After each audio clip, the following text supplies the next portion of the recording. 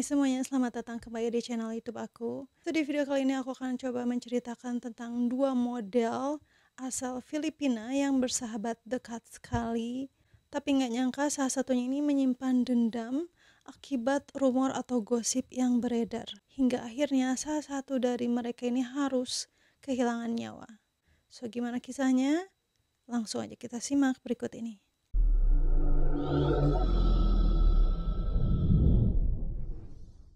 Pada hari itu tanggal 6 November tahun 2012, jam 5 pagi, terdengar suara tembakan sebanyak 1 kali. Masyarakat sekitar ini kaget dengan suara tembakan tersebut hingga mereka berduyun-duyun keluar dari rumah masing-masing untuk memastikan suara tersebut. Nah, setelah warga masyarakat ini keluar, mereka menemukan seorang perempuan berusia sekitar 20 tahunan tergeletak di pinggir jalan dengan luka yang sangat parah dan sudah tidak bernyawa di sebuah jalan yang bernama 121A 18th Avenue, Barangay San Roque, Murphy, Quezon City, Philippines. Nah, mereka segera memanggil polisi ke lokasi kejadian tersebut. Mayat yang ditemukan tersebut tidak memiliki identitas sama sekali. Tapi di sekitar tubuhnya itu hanya ditemukan bungkus McDonald yang digenggam erat oleh tangan perempuan tersebut. Di mana di dalam bungkusan McD itu hanya ditemukan cheeseburger yang masih utuh dan belum dimakan sama sekali, dan juga sebuah struk pembelian di mana di dalam struk pembelian tersebut hanya tercantum jam pembelian, yaitu di jam 2.33 pagi hari di tanggal dan hari yang sama. Jadi petunjuk yang ada tuh cuman itu aja. Nah, kondisi mayat ini sangat parah guys. Jadi dia itu ketembak di bagian kepala, dada, bahu, dan kondisinya ini sangat parah. Dan setelah diselidiki, ternyata perempuan itu mengalami pelecehan seksual. Setelah diselidiki, ternyata perempuan itu bernama Julie Ann Rodelas atau biasa dipanggil Jaja. Di mana Jaja ini adalah seorang model berusia 20 tahun yang memang dilaporkan hilang karena diculik beberapa jam sebelumnya. Tepatnya di tanggal yang sama pada pukul 12.30 malam. Ya, jadi ada seorang wanita sebelumnya ini yang melaporkan bahwa temannya ini diculik oleh sekelompok orang yang menggunakan mobil hitam di tanggal 6 November tahun 2012 di pukul 12.30 malam. Setelah mereka nonton film di sebuah mall bernama SM Mall of Asia, dan teman yang melaporkan itu bernama Althea Altamirano.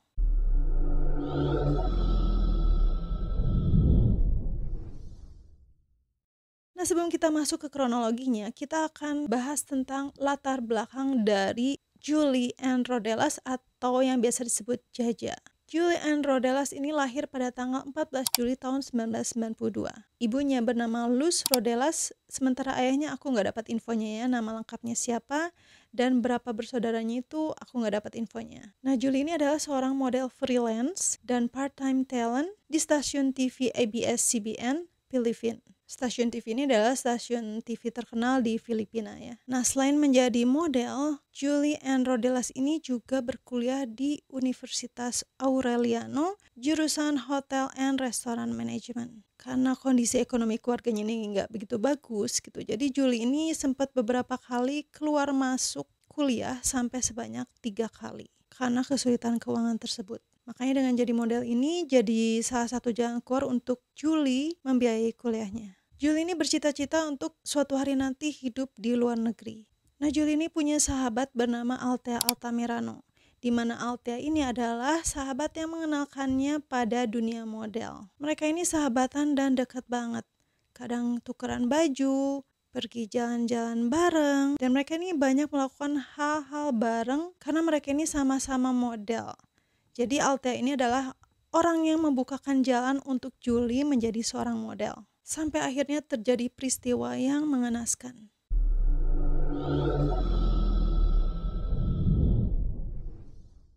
Pada tanggal 5 November tahun 2012, Julie ini pamit sama ibunya untuk pergi bersama Althea. Nah, Althea ini bilangnya mau nemenin Julie untuk menemui seorang produser untuk membahas pekerjaan dengan seorang produser tersebut. Nah, malamnya mereka ini nonton di bioskop di sebuah mall yang bernama SM Mall of Asia. Kemudian setelah beres nonton, mereka ini pesan taksi untuk menuju sebuah tempat ke World Trade Center ke sebuah tempat bernama Diosdado Macapagal Boulevard buat ketemu lagi dengan produser yang tadi diceritakan ya. Nah, setelah turun dari taksi, mereka berdua ini jalan kaki, tapi kemudian Althea ini berteriak dengan sangat histeris di jalanan sampai akhirnya ditemukan oleh polisi. Dan polisi ini nanya, "Kamu kenapa?" gitu. Terus Althea bilang, "Kalau teman saya ini barusan diculik." Oke, nah dari situ polisi akhirnya bawa Althea ini ke kantor polisi untuk dimintai keterangan lebih lanjut. Althea masih dalam keadaan shock berat dan menangis. Nah, kemudian Althea ini bercerita kalau setelah turun dari taksi sekitar pukul 12.30, mereka berdua ini jalan, kemudian tiba-tiba ada sebuah mobil berwarna hitam mendekati mereka berdua, kemudian memaksa masuk Julie untuk masuk ke dalam mobil. Jadi yang turun itu ada 2 orang laki-laki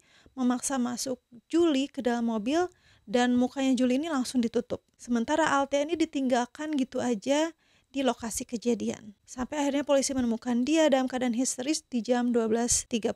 Nah, Althea ini cuma ngasih gambaran 2 orang laki-laki memakai mobil berwarna gelap tapi nggak sempat nyatet plat nomornya. Tapi dia cuma bilang kalau salah satu dari laki-laki itu mirip sama pacarnya Jaja atau Julie ini. Nah, setelah pelaporan itu, Althea ini dijemput pulang oleh pacarnya. Nah, itu kan di jam 12.40 ya. Dan Althea ini memberikan keterangan di kantor polisi ini sampai jam 2 malam. Nah, sampai akhirnya di jam 5 pagi itu, akhirnya ditemukanlah Julie tergeletak di pinggir jalan seperti yang awal tadi aku ceritakan ya, ditemukan tidak bernyawa. Setelah penemuan tubuh Julie ini, Althea ini kembali dipanggil oleh polisi untuk dimintai keterangan. Tapi Althea ini susah dihubungin, bahkan setelah dihubungi, Althea ini beralasan dia nggak bisa memberikan keterangan karena merasa bahwa nyawanya ini juga terancam. Jadi dia menolak untuk memberikan keterangan lebih lanjut. Bahkan kemudian polisi pun sulit untuk menghubungi Althea. Nah, kemudian polisi melakukan penyelidikan ulang ke TKP, menanyai para saksi yang mendengar suara tembakan di jam 5 subuh tersebut. Mereka ini hanya melihat mobil berwarna gelap yang sangat terburu-buru di dekat mayat itu berada. Tapi mereka ini nggak pasti gitu dengan warna mobilnya karena waktu itu kan masih subuh ya, jadi kondisinya juga masih gelap. Dan salah satu petunjuk lainnya adalah bungkus McD yang berisi cheeseburger dan tanda terima pembelian cheeseburger tadi yang tercantum di jam 2.33, jadi setengah 3 subuh. Dan restoran McD ini terletak di jalan UN Avenue. Nah, akhirnya polisi datang ke resto McD tersebut untuk melihat rekaman CCTV di jam tersebut. Nah, akhirnya kelihatan di CCTV ada seorang laki-laki bertubuh besar dan bertato membeli cheeseburger tersebut. Usianya sekitar 20-an atau early 30 ya, awal 30-an. Nah, mereka berdua ini diselidiki apakah ada hubungannya dengan kematian Jaja atau Julie. Awalnya Althea ini tetap kekeh dengan pengakuannya seperti di awal pada saat dia melaporkan bahwa Julie ini diculik. Tapi kemudian polisi ini memperlihatkan bukti-bukti. Dan akhirnya Althea ini terpaksa mengakui semuanya bahwa kasus penculikan itu sudah direncanakan. Tapi tentang kasus penghilangan nyawa Julie, itu Althea sama sekali nggak tahu. Gitu pengakuan Althea. Terus apa sih motif yang mendasari kasus penculikan dan penghilangan nyawa ini?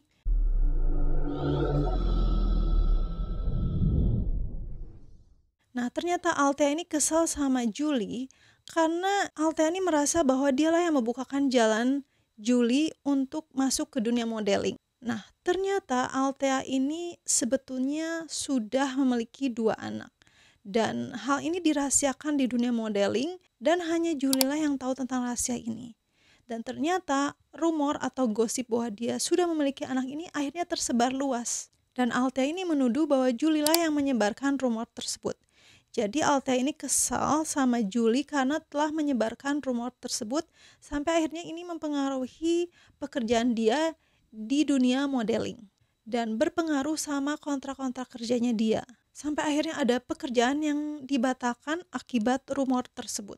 Nah, karena Althea ini kesal, akhirnya dia curhat sama Fernando. Dan Fernando pun ikut kesal, ikut marah gitu. Dan Althea bilang kalau dia pengen ngasih pelajaran sama Julie. Dan akhirnya direncanakanlah tentang penculikan tersebut. Di mana Fernando ini meyakinkan Althea bahwa dia bisa melakukan penculikan tersebut untuk memberikan pelajaran sama si Julie. di mana akhirnya rencana tersebut benar-benar dieksekusi di tanggal 5 November tahun 2012. Pada saat kejadian, Althea ini memberikan pesan teks sama Fernando di jam 12 lebih itu bahwa posisi mereka ini ada di TKP yang kejadian itu gitu ya, tempat penculikan itu. Mereka ada di sana. Dan akhirnya Fernando ini datang dengan dua temannya menggunakan Mitsubishi Montero. Althea ngelihat ada dua orang turun dan maksa narik Jaja masuk ke dalam mobil. Seperti yang tadi aku ceritakan ya tentang kronologinya. Nah, pada saat Julie ini dipaksa masuk ke dalam mobil, sebenarnya Althea ini sempat nggak tega gitu ngeliat Julie diperlakukan seperti itu dan sempat merencanakan untuk udah deh batalin aja gitu ya. Tapi pada kenyataannya si Althea ini nggak bertindak apa-apa. Dia cuma nangis-nangis di pinggir jalan sampai akhirnya datang polisi. Nah, setelah di kantor polisi ini, setelah dia memberikan keterangan tentang kasus penculikan itu, di situ dia menghubungi Fernando untuk menjemputnya. Dan Fernando ini datang bersama ayahnya menjemput Althea di kantor polisi. Nah, Althea dan Fernando, juga ayahnya Fernando ini datang menjemput jam 2 malam ke kantor polisi. Kemudian mereka ini ke rumah, packing baju, dan jam 4 malamnya itu, jam 4 subuhnya itu mereka udah pergi gitu, ninggalin rumah. Dan mereka pergi ke sebuah motel. Nah, kemudian Althea ini ketemu temennya gitu, tapi nggak disebutin siapa nama temennya ini. Dan dia ini nitipin ke temennya itu baju, sendal, dan barang-barang lain yang tertinggal di lokasi kejadian, barang-barangnya Julie gitu. Jadi si Althea ini nitip ke temennya buat sampein ini ke keluarganya Julie. Jadi udah kelihatan banget ya di sini Althea ini kayak punya rasa bersalah gitu ya. Kalau misalnya ngerasa ada salah ya harusnya balikin aja langsung ke keluarganya gitu ya, jelasin. Tapi ini enggak guys. Terus mereka berdua, Fernando dan Althea ini sembunyi di rumah keluarganya Fernando di kota yang bernama Apalit. Althea ini sebenarnya pengen pulang ke rumah gitu ya, tapi Fernando ini melarang, bahkan jangan sampai ngangkat telepon, bahkan pesan teks pun jangan sampai dibalas. Jadi benar-benar mereka ini sembunyi. Sampai di hari Rabunya, Althea ini dikabari oleh sepupunya bahwa Julie ditemukan meninggal. Jadi kata Althea, dia ini benar-benar baru tahu kalau ternyata Julie ini dihabisi. Nggak sesuai dengan rencananya dia, bahwa dia tuh cuman pengen penculikan aja gitu, hanya untuk memberikan pelajaran buat Julie. Bahkan katanya Althea ini juga marah sama Fernando, kenapa Julie ini sampai dihabisi. Nah, Fernando juga bilang kalau dia ini menyerahkan Julie memang ke orang lain gitu, maksudnya ada yang handle untuk penculikan ini. Jadi Fernando juga bilang bahwa dia tuh juga nggak tahu apa-apa. Pengakuan Fernando sih seperti itu. Dan dia menyalahkan Fernando atas kejadian ini. Nah, sementara hasil interogasi ke Fernando juga, dia bilang bahwa dia nggak tahu apa-apa tentang penghabisan nyawa Julie ini. Jadi dia nggak terlibat dengan pembunuhan Julie. Nah, Fernando ini malah menyalahkan seorang pria yang bernama Jaimar Waraji. Menurut Fernando, Jaimar inilah yang membawa Julie ke suatu tempat atau suatu rumah yang memang disediakan untuk penculikan ini. Nah, polisi langsung bergerak cepat untuk menuju ke rumah tempat Julie ini sempat disekap. Rumahnya ini terletak di Jalan Kota Bato. Nah, ketika sampai di rumah tersebut, polisi mendapatkan serangan berupa penembakan dari tersangka pelaku. Akhirnya terjadi tuh tembak-menembak antara polisi dan para pelaku di rumah tersebut. Sampai akhirnya salah satu pelaku ini berhasil dilumpuhkan, ditembak sampai meninggal, yaitu bernama Bob Usman. Nah, setelah kejadian tembak-tembakan itu, akhirnya dua pelaku lain berhasil dilumpuhkan, yaitu Jaimar Waradi dan Gelan Pasawilan. Nah, dua orang ini masih dalam keadaan hidup ya guys. Nah, Jaimar ini mengaku pada tanggal 5 November tahun 2012, Fernando ini datang ke rumahnya di jam 3 sore ditemani oleh Efran Talib. Fernando ini minta bantuan ke Jaimar dan Efran Talib untuk melakukan penculikan ke Julie, rivalnya Althea, hanya untuk memberikan pelajaran gitu ya, ngasih pelajaran lah gitu ke Julie, penculikannya seperti itu. Tanpa ragu ya Jaimar ini menyetujui. Alasannya karena dia ini banyak berhutang budi sama Fernando. Tapi Jaimar ini gak ngejelasin ya hutang budi apa gitu. Yang pasti dia oke lah ngebantu Fernando untuk melakukan penculikan tersebut dengan alasan untuk memberikan pelajaran ke Julie. Nah, hari itu mereka langsung melaju menggunakan mobil Mitsubishi Mentora itu. Sebelum melakukan aksinya, mereka sempat makan di sebuah restoran bernama Ocean Bay di jam 8 malam. Dan hal ini terbukti terlihat di CCTV di restoran tersebut. Mereka ada di tempat itu, di restoran Ocean Bay ini sekitar 1 jaman. Nah, kemudian kata Jaimar, mereka bergerak untuk melakukan penculikan itu setelah mendapatkan SMS atau pesan teks dari Althea. Althea mengabari bahwa mereka berdua akan menuju WTC. Mereka bersiap setelah menerima pesan teks itu, dan mereka menggunakan topi untuk menutupi wajahnya. Mereka memaksa masuk Julie, menutupi muka Julie, dan membawa Julie ke tempat atau rumah yang sudah disediakan untuk penyekapan tersebut ya, di kota Bato itu. Nah, pada saat penculikan itu, Jemar ini nggak sengaja manggil nama Fernando. Dia manggilnya kan Fernando ini biasa dipanggil JR gitu ya. Dia manggil nama Fernando J. Nah, dari situ meskipun dalam keadaan Julie ini mukanya ditutup, dia ngeh nih bahwa ternyata pacarnya Althea lah yang melakukan penculikan itu. Sampai akhirnya Julie ini mohon-mohon sama Jay untuk dimaafkan gitu ya.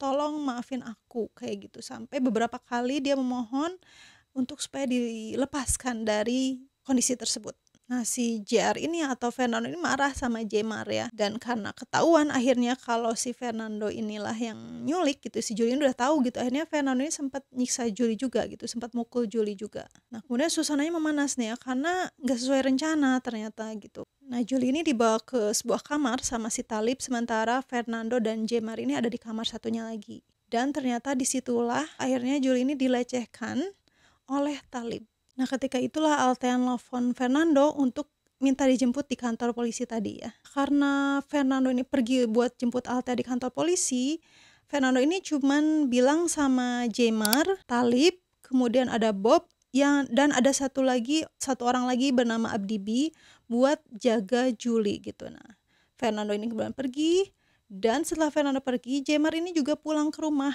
Katanya dia mau tidur karena capek. Nah, pada saat Jemar ini tidur, dia ditelepon sama Bob. Bob ini bilang ada yang datang nih, si Aldo katanya. Mungkin masih salah satu teman dari mereka gitu ya. Dan Bob ini bingung mesti ngapain ini kan, soalnya si Aldo ini kan nggak tahu tentang hal ini gitu ya. Bob mesti ngapain gitu kata.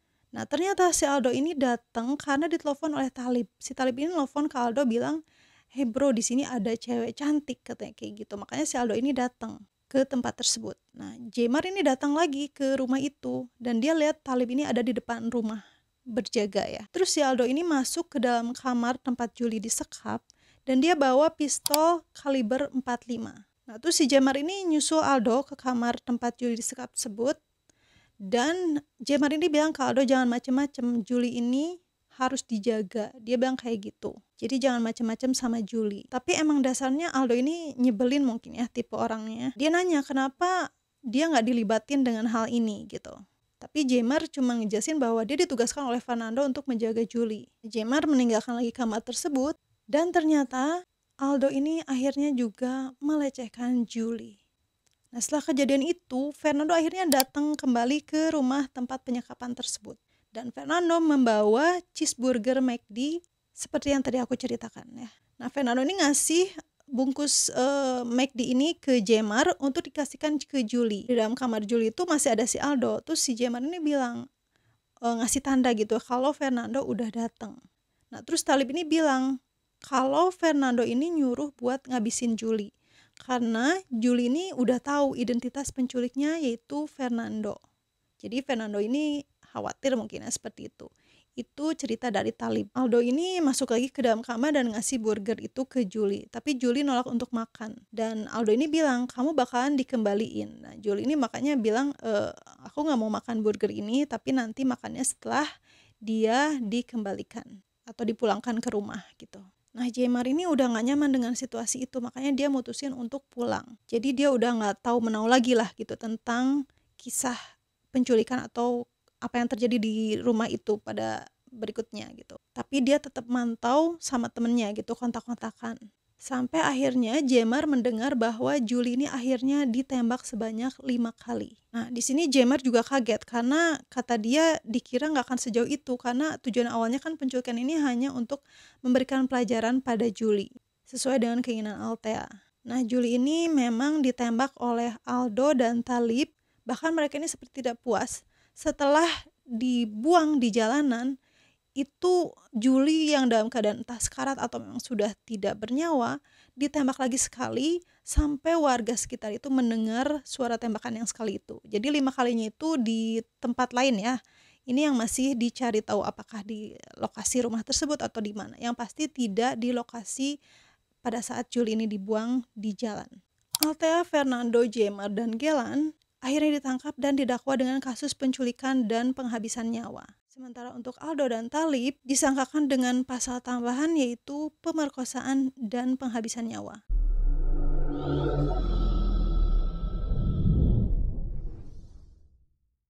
Tapi di dalam persidangan terbukti bahwa Jemar dan Gelan ini tidak terlibat dengan kasus penghabisan nyawa. Jadi mereka tidak terbukti bersalah dan dibebaskan dari sangkaan pembunuhan. Karena mereka ini terbukti sebagai pelaku yang pasif dan tidak ada di dalam rencana penghabisan nyawa Julie. Namun bersalah atas kasus penculikan Julie. Nah, sementara Althea dan Fernando mengaku tidak bersalah atas kasus penghabisan nyawa Julie. Tapi bisa dibilang mereka ini adalah otak dari kasus ini ya. Althea dan Fernando dipindahkan ke penjara Quezon City. Sementara Jemar dan Gelan di penjara Karingal. Nah, untuk Gelan ini dia terbukti tidak terlibat secara langsung. Jadi sebenarnya dia sempat dibebaskan gitu ya. Tapi dia disangkakan atau didakwa dengan kepemilikan senjata ilegal dan dibebaskan dengan jaminan 80.000 peso. Sehingga pada bulan Januari 2013, Gelan ini akhirnya bebas. Tapi naasnya, di tanggal 15 Juni tahun 2013, Gelan ini ditembak mati oleh seseorang yang menerobos masuk ke dalam rumahnya yang disinyalir dia itu adalah tetangganya dari Gelan yang bernama Nasser Alamansyah.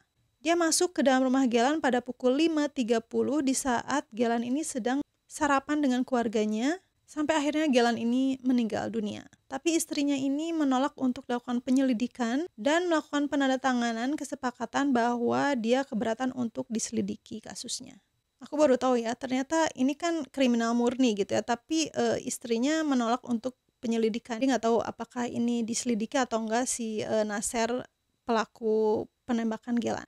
Dan banyak kecurigaan bahwa Gelan ini dihabisi karena alasan untuk menutupi bukti kejadian penculikan tersebut. Setelah persidangan demi persidangan dan putusan sidang yang sering ditunda lumayan lama dan bikin keluarga Julie kecewa, akhirnya di bulan Desember 2024 keluar putusan sidang kasus Julie Ann Rodelas, di mana Althea Altamirano akhirnya diputus bersalah untuk kasus penculikan, namun tidak terbukti terlibat dalam kasus penghabisan nyawa Julie. Sehingga Althea dibebaskan dari penjara, tapi harus membayar uang sebesar 100.000 peso atas ganti rugi moral kepada keluarga Julie. Namun pacarnya Fernando Quimbao Jr. dinyatakan bersalah melakukan penculikan tersebut yang menyebabkan penembakan fatal terhadap Julie Ann. Fernando dijatuhi hukuman reclusion perpetua atau hukuman seumur hidup dan diperintahkan untuk membayar ganti rugi kepada keluarga korban hingga 500.000 peso.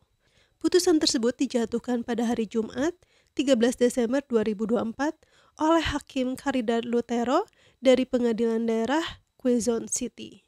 Sementara untuk hukuman Jemar dan lain sebagainya, itu tidak aku dapatkan beritanya ya guys. Jadi itu dia update terakhirnya. Dan hal ini pun sangat disayangkan oleh keluarga Julie. Nah, keluarga Julie ini menyangka bahwa sebetulnya Althea ini ada kecemburuan, ada iri gitu ya. Karena dalam perjalanan karir modelingnya, ternyata Julie ini lebih maju dari Althea. Jadi sangkaan dari keluarga Julie ini, Althea ini iri dengan karir Julie. Karena keluarga ini bilang kalau untuk menyebarkan rumor bahwa Althea ini punya anak, keluarga Julie ini meragukan hal tersebut gitu ya. Karena nggak mungkin Julie mengkhianati Althea. Seperti itu perkiraan dari keluarganya Julie. Jadi keluarga Julie ini hanya menyangka bahwa Althea ini cemburu atau iri dengan kesuksesan Julie di dunia modeling. Oke guys, segitu aja kasus tentang Julie Ann Rodelas. Makasih udah nonton, jangan lupa di like dan subscribe-nya. Semoga kita bisa mengambil hikmahnya dari kasus ini. I'll see you again on my next video. Bye-bye.